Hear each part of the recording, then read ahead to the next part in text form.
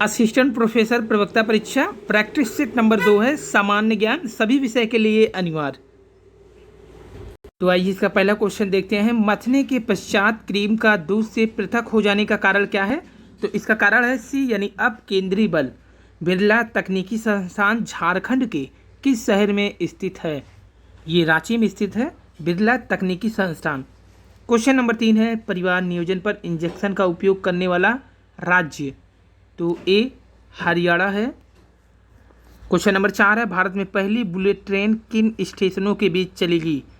तो ये चौथा का राइट ऑप्शन हो जाएगा मुंबई से अहमदाबाद के बीच में। क्वेश्चन नंबर 5, शिक्षण सातत्य के प्रमुख पद हैं।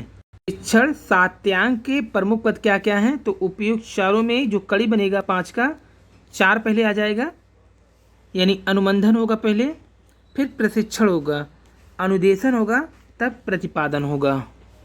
अनुबंधन, प्रशिक्षण, अनुदेशन, प्रतिपादन, राइट ऑप्शन हो जाएगा ए। क्वेश्चन नंबर 6 है, शोध का उद्देश्य क्या है? तो शोध का उद्देश्य संबंधित विषय की सहायता से मानव कल्याण करना। क्वेश्चन नंबर 7 है, अनुसंधान में वस्तुनिष्ठता में निहित है। तो 7 का राइट ऑप्शन हो जाएगा बी, वास्तविकता के अनुरूप जांच अनुबंधन। क्वेश्चन नंबर 8, उच्च शिक्षा में रेडियो का उपयोग निम्नलिखित पर आधारित है। 8 का राइट ऑप्शन पाठ्यचर्या पर आधारित अनुदेशों को पुष्ट करना। क्वेश्चन नंबर 9 है, जब कोई शोध समस्या विषय जनसंख्या से संबंधित हो तब सर्वाधिक उपयुक्त प्रतिदर्श पद्धति क्या होगा?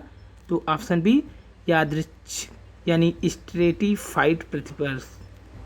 तो यादृच्छिक स्ट्रेटिफाइड प्रतिदर्श बी ऑप्शन राइट हो जाएगा। क्वेश्चन नंबर 10 है, सन 1774 ईस्वी को डाक प्रणाली जीपीयू की स्थापना कहाँ की गई? 10 का राइट ऑप्शन डी, कलकत्ता में किया गया। क्वेश्चन नंबर 11 है, निम्नलिखित में भारतीय डाक प्रणाली का वर्तमान लोगो का रंग क्या है? तो इसका रंग जो है लाल है और पीला है। क्वेश्चन नंबर 12 है, किस फिल्मकार ने फिल्म एमी के लिए ग्रैमी 2016 पुरस्कार जीता? तो ये आसिफ कपाड़िया ने जीता। क्वेश्चन नंबर 13 है, राष्ट्रीय हरित न्यायाधिकरण से संबंधित कौन सा कथन सत्य है? तो इसका जो सत्य कथन है ये सभी सत्य है। राष्ट्रीय हरित न्यायाधिकरण विधेयक संसद द्वारा 2010 में पारित किया गया है। इसके द्वारा पर्यावरण के मामलों के लिए पृथक न्यायालय का गठन किया जाएगा। न्यायमूर्ति लोकेश्वर सिंह पाठक को राष्ट्रीय हरित न्यायाधिकरण का प्रमुख बनाया गया है। ये भी सही है, यानी उपयुक्त सभी कथन सत्य है। क्वेश्चन नंबर 14 है, जैव रूपांतरित यानी DMH11 किस फसल की प्रजाति है? तो ये जो फसल है इसकी प्रजाति है बी, सरसों। भारत में पहले मुद्रण मशीन की स्थापना किसने किया था? क्वेश्चन नंबर 15 का राइट ऑप्शन हो जाएगा ए, पुर्तगालियों ने किया था। क्वेश्चन नंबर है 16, सूची का मिलान करना है। यहाँ जहांगीर के दरबार में हॉकिंस का आगमन, तो ये आगमन होता है यहाँ पर इनका 2 ऑप्शन यानी 1909 में।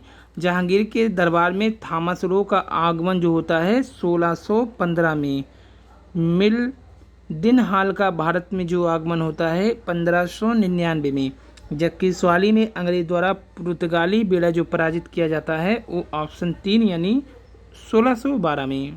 जहांगीर के दरबार में हॉकिंस का आगमन कब हुआ था? 1609 में। जहांगीर के दरबार में थॉमस रो का आगमन कब हुआ था? 1615 में। मिल दिन हाल का भारत में आगमन कब हुआ था? 1599 में। स्वाली में अंग्रेजों द्वारा पुर्तगाल बेड़ा पराजित किया गया था 1612 में। तो यहाँ पे इसका राइट ऑप्शन सी हो जाएगा, यानी 2, 4, 1, 3। क्वेश्चन नंबर 17 है, कि गवर्नर जनरल के कार्यकाल में ईस्ट इंडिया कंपनी को शहंशाह शाह आलम द्वारा बंगाल, बिहार तथा उड़ीसा में दीवानी अधिकार दिए गए। तो 17 का जो राइट ऑप्शन हो जाएगा ए, यानी लॉर्ड क्वाइल। क्वेश्चन नंबर 18 है, सुमेलित करना है। मेजर मुनरो, तो ये बक्सर के युद्ध में अंग्रेजों के सेनापति थे। जबकि बी ऑप्शन है मिस्टर एलिस, ये पटना स्थित अंग्रेजी कोठी का प्रधान था। वहीं वेंसी टाल्ट जो थे ये बंगाल का गवर्नर जनरल थे। जबकि हालवेल जो है बंगाल का अस्थायी गवर्नर जनरल था। इसका राइट ऑप्शन हो जाएगा 2, 1, 4, 3। क्वेश्चन नंबर 19 है, निम्नलिखित में कौन एक नियोजित शहर नहीं है? तो लखनऊ नियोजित नहीं है, बाकी सभी को नियोजित रूप से बसाया गया है। 20वां है, नरोरा आणविक केंद्र जो नरोरा परमाणु आणविक केंद्र है, ये शक्ति केंद्र कहाँ पर है?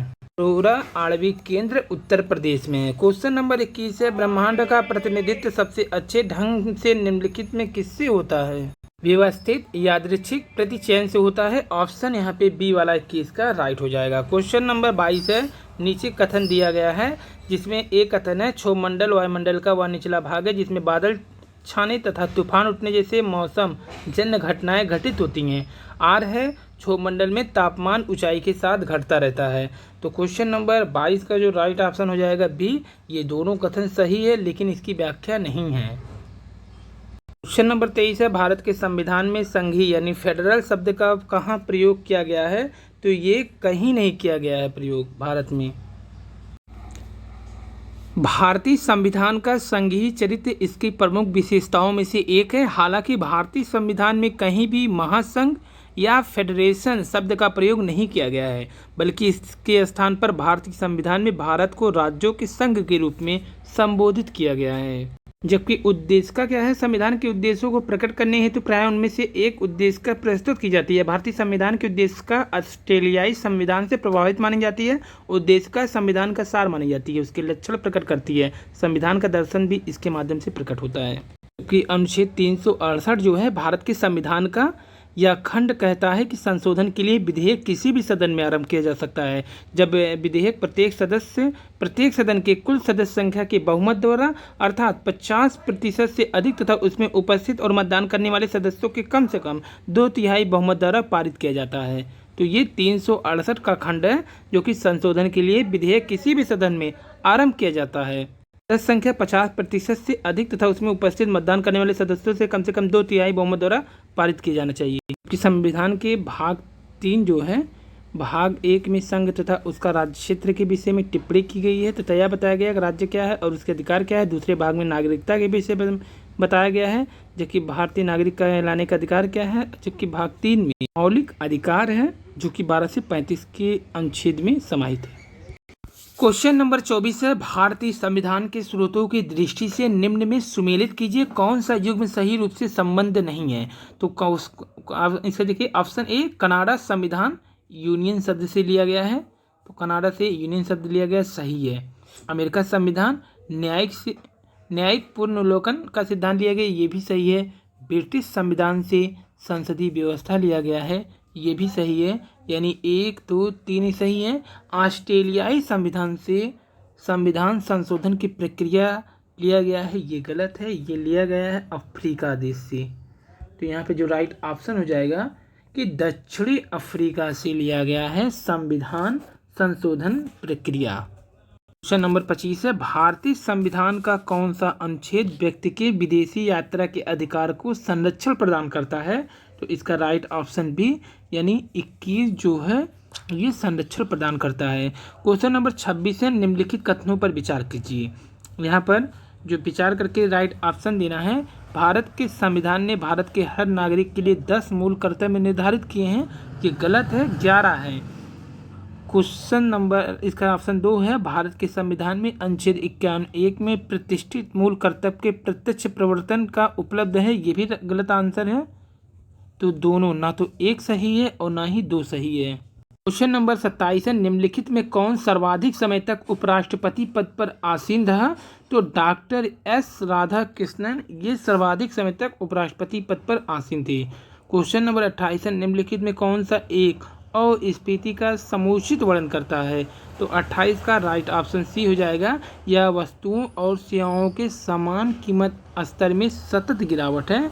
जो अस्फीति होता है यह वस्तुओं और सेवाओं के सामान्य कीमत स्तर में सतत गिरावट है। क्वेश्चन नंबर 29 है, भारत में राष्ट्रीय आय की गणना निम्नलिखित में किसके द्वारा किया जाता है? तो इसका जो गणना किया जाता है केंद्रीय सांख्यिकी संगठन के द्वारा किया जाता है।